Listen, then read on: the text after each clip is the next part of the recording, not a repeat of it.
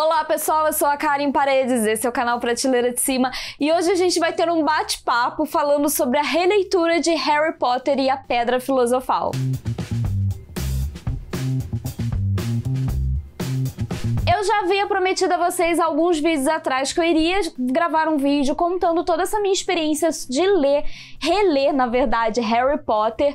E para esse vídeo, esse bate-papo, eu tenho um convidado especial que é o Eduardo Paredes. E aí, pessoal, tudo bom? Esse aqui, como muitos de vocês talvez ainda não conhecem, não ainda assistiu algum vídeo antigo, é o Eduardo Paredes, o marido, editor e colaborador desse canal. E muitos de vocês ainda não conheciam, queriam conhecer. E essa experiência de reler Harry Potter está acontecendo juntamente com ele. Antes de tudo, eu quero avisar vocês que esse vídeo provavelmente vai rolar spoilers do primeiro livro, Harry Potter e a Pedra Filosofal. Então, se você não leu o livro, não quer saber nada, eu sugiro a você que pare agora, vá lá ler o livro e depois retorne para assistir esse vídeo. E eu não prometo que eu não vou dar spoiler dos outros. A releitura do Harry Potter era uma releitura que eu queria fazer há muitos anos. Eu sempre quis reler Harry Potter porque eu li há mais ou menos uns 17, 18 anos atrás. E assim, eu não lembro de muita coisa. Muitos detalhes da história eu acabo recorrendo ao Eduardo, que tem uma memória maravilhosa para essas coisas. E tudo que eu lembro da história é muito baseada nos filmes, porque é uma coisa que a gente acaba assistindo a qualquer hora, a qualquer momento que tá passando na TV. E aí, eu não lembrava de muita coisa, tinha muita essa vontade de reler os livros, e um grupo de amigos decidiu reler, e a gente tem um clube do livro do Harry Potter, e me senti também instigada a reler, e a gente tá relendo. Eu estou atrasada, né? Bastante. O Eduardo tá me esperando, porque eu tô finalizando a Câmara Secreta, e depois eu vou pegar o melhor livro de todos, que é o Prisioneiro de Azkaban, e eu tenho certeza que eu vou engolir aquele livro, assim, espero, né? E aí eu falei em algum vídeo atrás que eu queria reler, contar como tá sendo essa experiência, o que eu acho do livro, e com o apoio do meu queridíssimo convidado aqui. Bom, para conversa de começa. Confuso. Bom, para começo de conversa, eu quero deixar claro que é a minha primeira releitura. E a minha terceira releitura. E a terceira releitura. Eu li o livro 4 vezes. Agora, 4 vezes. E como eu falei antes, eu li há muito tempo atrás. Eu não tenho exatamente a data, mas eu sei que foi no ensino médio, meu primeiro contato com Harry Potter. Eu não tinha os livros, eu peguei os livros emprestados com uma colega da escola. E eu lembro que eu li os 3, 4 primeiros livros logo assim que lançou. Harry Potter originalmente foi publicado em 1997 no Reino Unido, nos Estados Unidos, no Reino Unido, e aqui no Brasil ele chegou no ano 2000, 2001. Mas ninguém sabia exatamente o que era Harry Potter, e até que começou a fazer uma certa fama, o pessoal começou a descobrir, e aí uma amiga tinha esses 4, já tinha comprado os 4 livros, eu acho que ela tinha os 3, e aí tava lançando o 4 na época, e eu lembro que a gente tinha que ficar dividindo, porque eram vários amigos que queriam ler os livros da amiga. E assim foi esse meu primeiro contato com Harry Potter. Tem bastante tempo. Bom, o meu primeiro contato com Harry Potter foi um pouquinho diferente. Tinha vindo um sobrinho meu para minha casa, e o trabalho de férias dele era ler a Câmara Secreta, não era nem o primeiro Harry Potter. E para dar uma incentivada nele a ler, eu peguei o livro e mastiguei o livro. Foi papo de 2 dias eu tinha terminado de ler o livro. Falei para ele, cara, lê que tu vai adorar.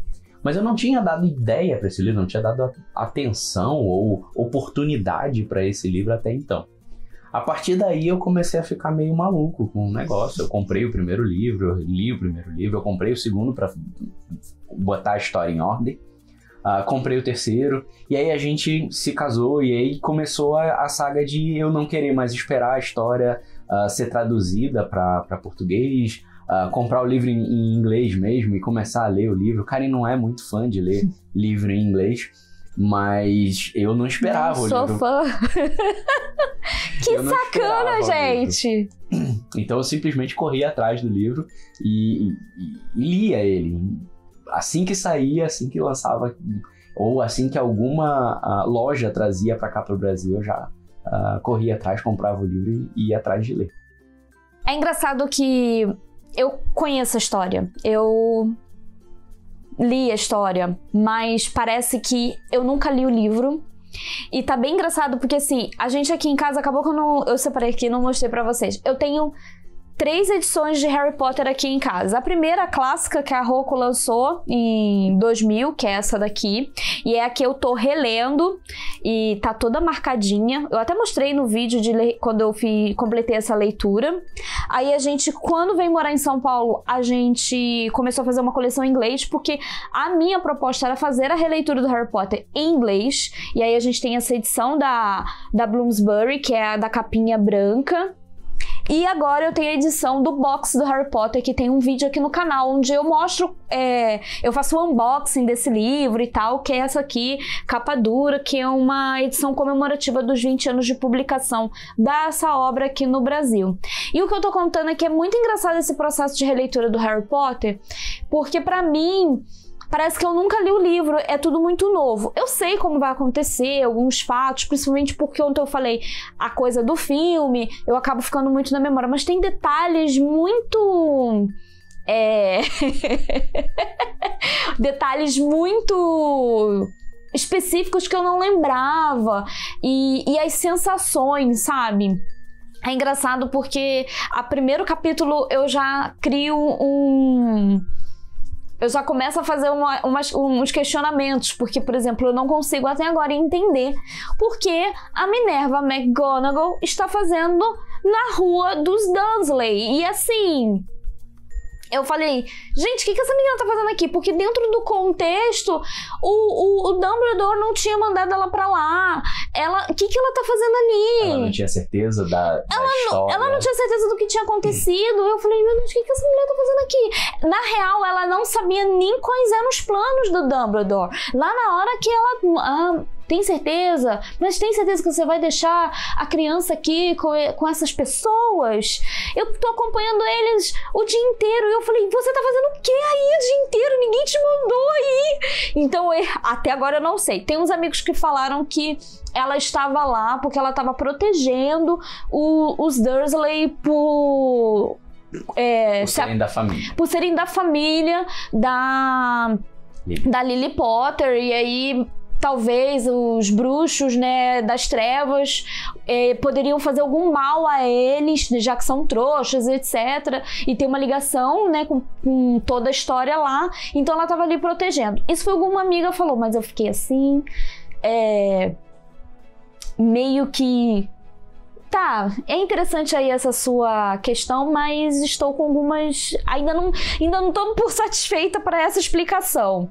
Mas essa sensação de ler Harry Potter para mim é muito forte, assim, porque é essa sensação de estar lendo novamente com um novo olhar. Você consegue detectar detalhes, você consegue compreender psicologicamente alguns personagens, algumas questões. A gente começa a problematizar algumas coisas que quando você tem 15, 16 anos, você não problematiza por uma série de questões, principalmente de experiência de leitura e de experiência de vida, já que eu tenho aí 18 anos que eu li a obra.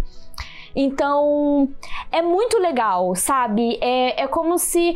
E é interessante porque eu tô com a sensação de reaviver os sentimentos e as sensações que eu tive na adolescência agora. Era muito gostoso. Eu lembro de quando eu li o Harry Potter num processo de... da escola para casa, da casa para a escola, e momentos relaxantes, que eu poderia dizer assim, quando você é mais jovem, né, quando você é adolescente, parte das suas obrigações, e eu tô dizendo em sua grande maioria, é estudar, ajudar em alguma tarefa em casa, os pais, ou fazer alguma coisa, e você tem um certo tempo livre maior. E aí esse tempo livre, ele era na época todo recheado com a leitura do Harry Potter, né, no momento que eu tava com os livros. E é muito engraçado porque nesse processo de eu estar relendo Harry Potter, eu tenho umas sensações daquela daquela época, é uma nostalgia, sabe? Uma memória nostálgica que eu tenho desse processo de releitura. Então tá sendo bem interessante. O Harry Potter é um livro infanto-juvenil, a gente tem que deixar isso bem claro, principalmente as primeiras obras. Eu acho que a saga ela começa a ficar um pouco mais adulta, já que o Harry começa a ficar mais adulto a partir do livro 5. Então até as questões ela muda um pouco, mas o tom ele é mais, como eu posso dizer, mais infantil, mais infantilizado, até as intrigas. Eu entendo que o Harry Potter e a obra envelhecem com a geração que está lendo. Então, você vê ali o Harry de 11 anos no primeiro livro, de verdade tem algumas coisas, algumas falas, algumas deduções que ele tem e que eu acho que não são condizentes com a idade dele. Mas você vê que ele vai amadurecendo, que ele vai envelhecendo conforme vai ter nos livros, e você vai vendo isso não só no comportamento dele, mas também no comportamento de escrita da Rowling. Ela vai mudando a forma dela escrever, então ela vai realmente amadurecendo junto com a obra dela. É uma coisa bem interessante de ver. Agora, uma coisa interessante que Karen falou aqui é que ela tem essa parte nostálgica, porque como ela diz, ela não tem memórias para livro. A minha memória já é um pouco diferente, eu lembro de bastante coisa. Mas como a preguiça não me faz ler o livro mais vezes, eu vejo mais os filmes. E ela, inclusive, fica chateada, porque toda vez que o filme tá passando, é uma coisa segura, eu deixo passando. Então... Tem filme que eu já sei as falas, tá? Só de tanto que ele assiste. Metade deles eu sei as falas. Então, assim... Tem detalhes que mudam do filme pro livro, que quando você lê de novo o livro, você fala, putz, mas não foi essa pessoa que o filme falava que fez tal coisa, foi essa outra pessoa, entendeu? Então tem pontos ali em que no livro é mais legal de você ver, porque faz bem mais sentido ser do jeito que foi escrito. Um outro ponto que rola controvérsias aqui, gente, da releitura... é a questão da tradução do livro. O Eduardo está relendo a obra em inglês, e eu acho que é a segunda vez que você reler em inglês. Eu tinha a proposta de reler em inglês, mas eu falei assim, não, eu vou reler em português mesmo, porque... Viu? Senão eu não estaria... Nós não estaríamos gravando esse vídeo aqui agora, gente. Só pra vocês terem uma noção, porque eu ia ficar um pouco mais devagar, ia dar preguiça. Então a gente pegou... E até porque eu tô fazendo várias anotações nos livros, e eu não queria fazer as anotações nos livros em inglês, e sim nos de português. Então, pra mim, seria melhor fazer a releitura no de português, né? Na obra em português. De verdade, a Serege queria escrever no livro, eu que não deixei. Serege. Vai ver só. E aí o que acontece? A tradução, né? Que é polêmica aqui entre eu e Eduardo, mas eu vou sempre fazer uma defesa na tradução. Hoje, todo mundo sabe que a plataforma 9 3/4 é a plataforma 9 3/4, mas o livro é a plataforma 9,5. E eu tinha esquecido desse detalhe. Principalmente porque a gente acaba pegando a ideia do filme, o filme vai retratar 9 3/4, mas o livro acabou ficando 9,5. E aí a gente vai entender por que 9,5, 9 3/4. A língua portuguesa, em geral, no Brasil, a gente não tem muito essa coisa de 9 3/4, 5/8, a fração no máximo chega a meia. Não, isso é uma coisa do sistema métrico ou do sistema imperial. Os ingleses e os americanos que usam o sistema imperial, eles fazem bastante isso, é 1/4 de hora, 3/4 de dólar, é assim que eles trabalham, e eles se sentem confortáveis com isso. Aqui a gente não costuma usar fração. Então é o costume. A gente tem mais ali aquela parte do decimal, o 0,5, o 0,25, coisas assim, a gente não costuma utilizar igual a eles. Então, quando chegou aqui, o mais próximo de uma fração que as pessoas falavam é quando você identifica ali hora. Que horas são? São 1:30. Então, a plataforma é 9:30. E aí tem a polêmica dos nomes, porque... Essa já não é polêmica. É uma polêmica, Du. Sabe por quê? Não, olha só, não é polêmica. Qual a questão da tradução? Por que eu sempre vou defender a tradução? Vocês têm que colocar em mente, ó, vamos lá, gente. Quando que Harry Potter foi publicado a primeira vez no original? 1997. Nem tinha internet direito, nem todo mundo tinha acesso à internet. O mundo não era globalizado do jeito que ele é hoje. O contato com as línguas, o acesso ao livro era muito diferente do que é hoje. Só para vocês terem uma ideia.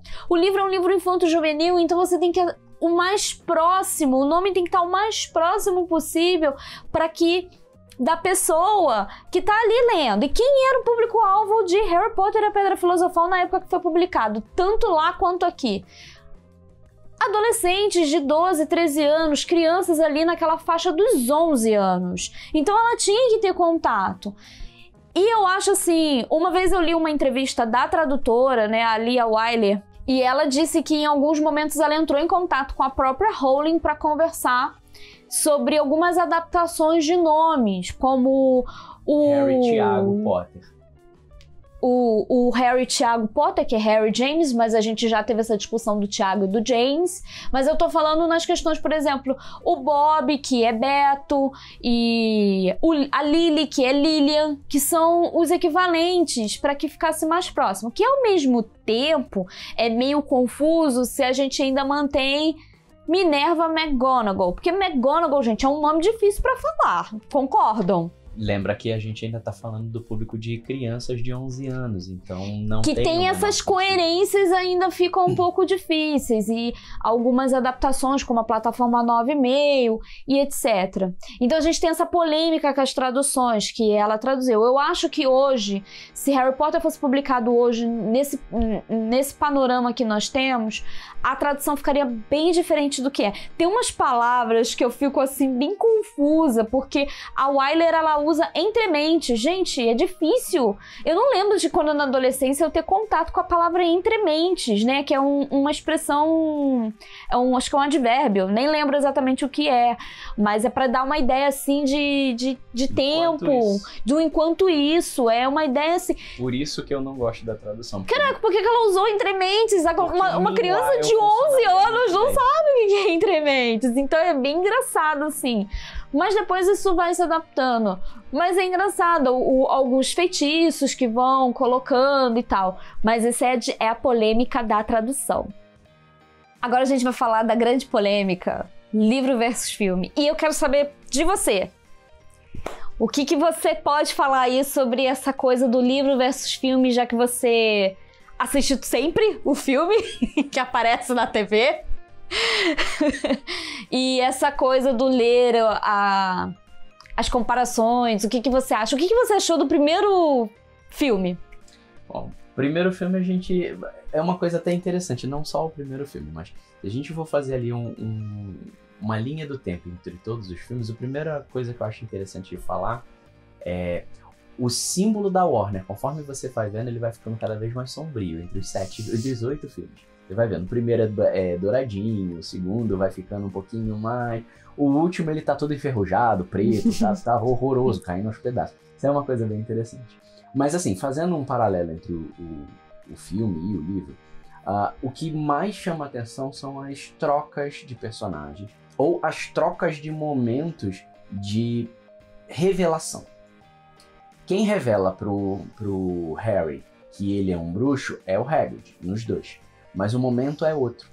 Quando o Hagrid dá a carta pro Harry, tem uma outra pegada, tem uma outra história ali em cima. Eles falam de umas formas diferentes. O Hagrid é o primeiro a falar pro Harry que ele tem os olhos da mãe dele. São detalhes que o filme deixa passar. Por exemplo, quando o Hagrid vai contar para ele sobre o Voldemort, ele fala muito mais e ele fala bem antes dele ir pro Beco Diagonal. Ele fala antes deles entrarem no Beco Diagonal. E no filme, não, ele faz todas as compras e depois o Harry senta com ele para almoçar, e aí ele pergunta ao Hagrid, fala, eu sei que você sabe, me conta. E aí o Hagrid conta a história. Então assim, tem momentos de revelação que são diferentes. E alguns detalhes. Por exemplo, o primeiro encontro do Harry com o Malfoy não foi em Hogwarts, foi na loja de vestes. E o livro nem conta quem é o Malfoy naquele momento. É só um menino que tá ali fazendo a prova das roupas dele e que o jeito dele falar, o jeito dele tratar faz com que o Harry já tenha ali um pé atrás com o Malfoy. Então não é aquele momento no livro, no filme, onde o Malfoy oferece a mão pro Harry apertar e o Harry fala que não. Sobre o filme, eu tenho algumas questões, assim. Pra começar, quando o filme foi feito, né, o primeiro filme, Harry Potter não era mundialmente famoso e eu acho que o filme foi uma das razões para que a história se espalhasse pelo mundo, ele fosse um dos livros mais adorados para jovens no mundo. E assim, é bem engraçado porque tem algumas diferenças, algumas adaptações. Por exemplo, o Neville Longbottom, ele é um personagem-chave em toda a história. E não só no Pedra Filosofal. Depois a gente vai vendo que ele tem participações muito pontuais e muito necessárias ao longo da saga. E o Longbottom, ele não é muito lembrado. Algumas situações trocam o personagem.